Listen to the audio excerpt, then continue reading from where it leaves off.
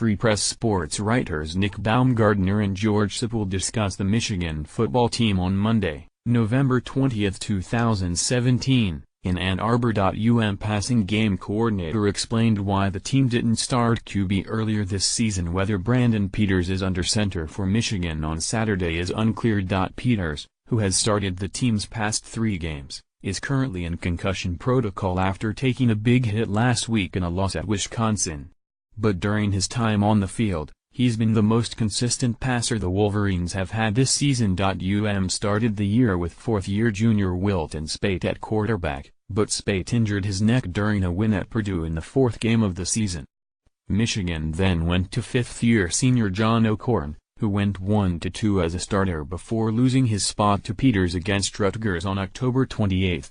More Michigan QB Brandon Peters 50% better, team hopeful for Saturday. So why didn't Peters play until the 8th game of the year?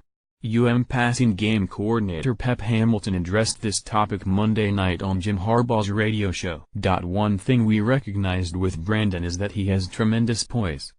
And it just took me a while to really get used to his demeanor, Hamilton said.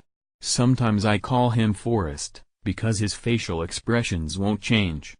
He's very even-keeled, which is really a great attribute for a quarterback.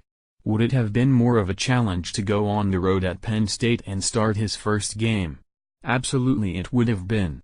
But even so, I don't know that it would have been too much for him. We chose to put him in when we put him in because we felt like he had gotten enough practice reps and handled those situations well.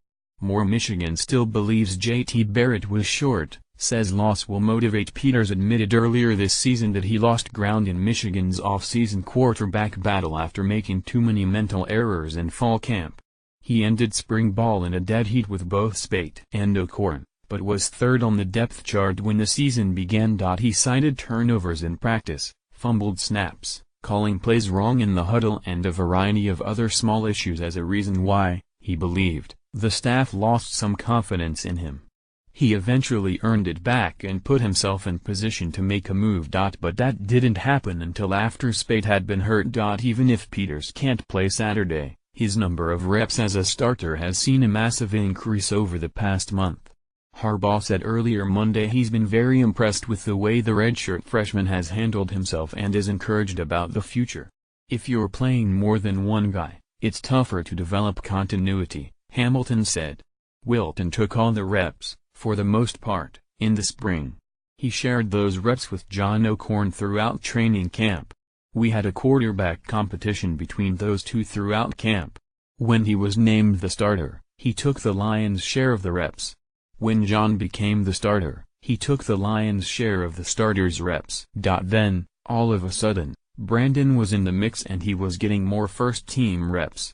But he didn't have hardly as many reps banked as some of those guys from spring and training camp. So, ideally, we want to win our next 2 games and then go into the off-season with an established quarterback. Then we can build around the quarterback and get Tarek Black back on the field, get Donovan Peoples-Jones in great shape and ready to go and develop some of that timing and continuity. Contact Nick Baumgardner and Baumgarden@freepress.com. Follow him on Twitter at Nick Baumgardner. Download our Wolverines Extra app for free on Apple and Android devices.